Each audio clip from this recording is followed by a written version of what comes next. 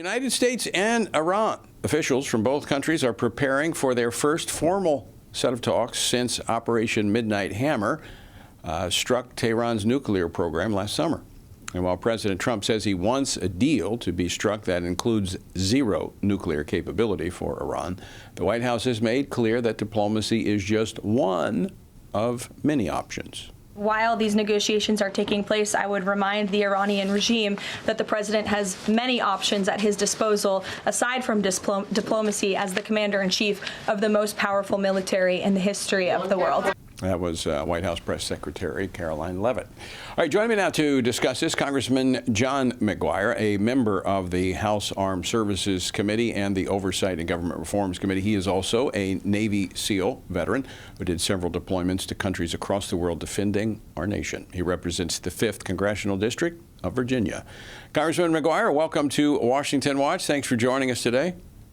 Thanks for having me on, Tony. You know, this is a president who is serious, and he has, as you said, all options are on the table. We cannot allow Iran to have a nuclear weapon. You know, they said if they get a nuclear weapon, they will use it, and they still have over 900 pounds of refined uranium, and that's enough to build 10 bombs.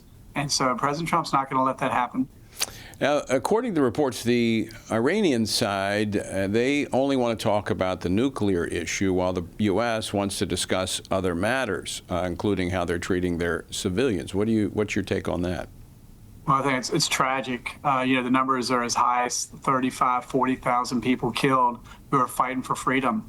But you remember on February 3rd, the Iranians sent a drone towards the USS Ford, and we shot it down. And then we had a tanker carrying a U.S. flag, and they had boats and everything else coming at it. But peace through strength means that we are determined to keep the American people safe at home and abroad and protect our interest. But I have faith in the Secretary of War, and I have faith in President Trump and his all-star cabinet to do what's best, not just for the United States, but the world. So, I mean, what does that tell you if the Iranians are wanting to sit down and talk, but at the same time they're sending in a hostile manner a drone at one of our aircraft carriers? You know, it's really reckless behavior. It's reckless behavior, but I mean, you can see that some presidents in history have drawn a red line, and then when folks like Iran and other countries cross the red line, they just cave. But President Trump's not one of those presidents. So they're being reckless. I think they should get on board.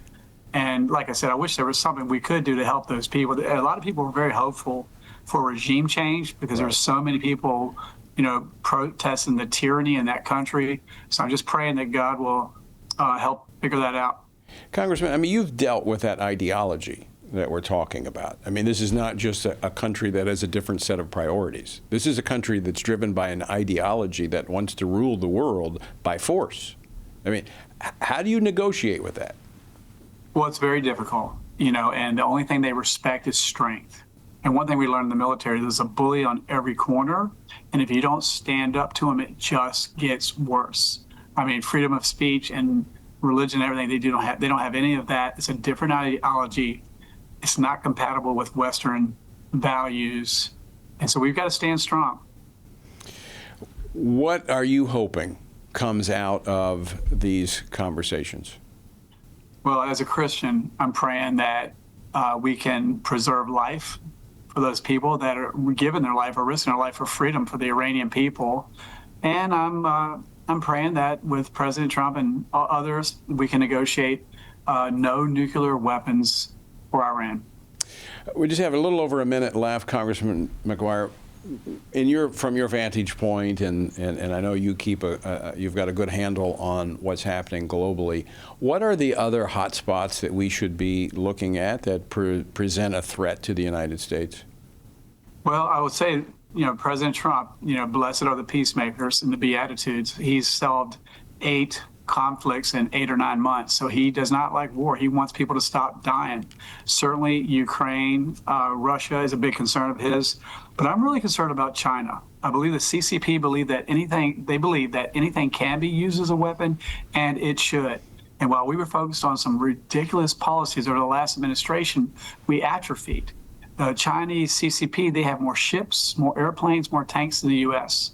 But this NDA that we just passed in Congress, $900 billion, to invest in peace through strength, advanced manufacturing, to try to catch up and build more ships, build more submarines, so that we can be a strong nation. And when you're strong, you're less likely to have war. Yep, absolutely right.